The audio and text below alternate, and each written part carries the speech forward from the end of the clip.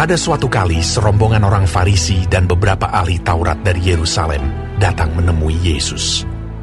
Mereka melihat bahwa beberapa orang muridnya makan dengan tangan najis, yaitu dengan tangan yang tidak dibasuh. Sebab orang-orang Farisi, seperti orang-orang Yahudi lainnya, tidak makan kalau tidak melakukan pembasuhan tangan lebih dulu, karena mereka berpegang pada adat istiadat nenek moyang mereka. Dan kalau pulang dari pasar, mereka juga tidak makan kalau tidak lebih dahulu membersihkan dirinya. Banyak warisan lain lagi yang mereka pegang, umpamanya hal mencuci cawan, kendi, dan perkakas-perkakas tembaga.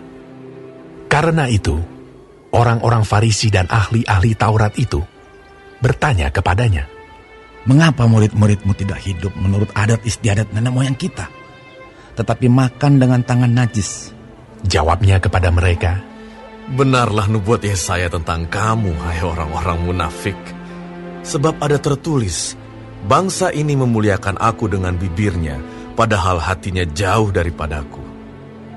Percuma mereka beribadah kepadaku, sedangkan ajaran yang mereka ajarkan ialah perintah manusia. Perintah Allah kamu abaikan untuk berpegang pada adat istiadat manusia."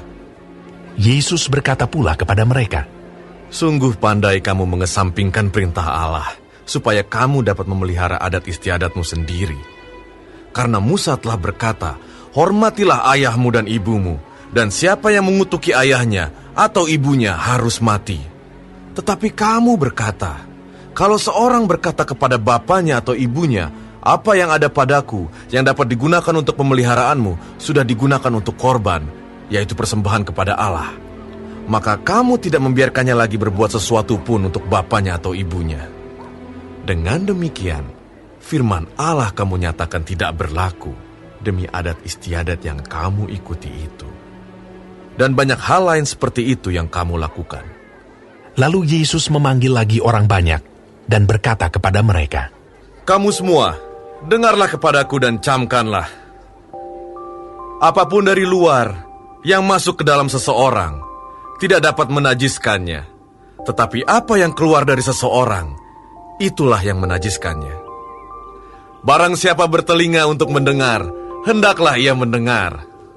Sesudah ia masuk ke sebuah rumah untuk menyingkir dari orang banyak, murid-muridnya bertanya kepadanya tentang arti perumpamaan itu. Maka jawabnya, "Apakah kamu juga tidak dapat memahaminya? Tidak tahukah kamu bahwa segala sesuatu dari luar yang masuk ke dalam seseorang tidak dapat menajiskannya? Karena bukan masuk ke dalam hati, tetapi ke dalam perutnya, lalu dibuang di jamban." Dengan demikian, ia menyatakan semua makanan halal.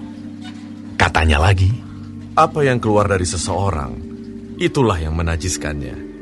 Sebab dari dalam, dari hati orang, timbul segala pikiran jahat, percabulan, pencurian, pembunuhan, perzinahan, keserakahan, kejahatan, kelicikan, hawa nafsu, iri hati, hujat, kesombongan, kebebalan. Semua hal-hal jahat ini timbul dari dalam dan menajiskan orang.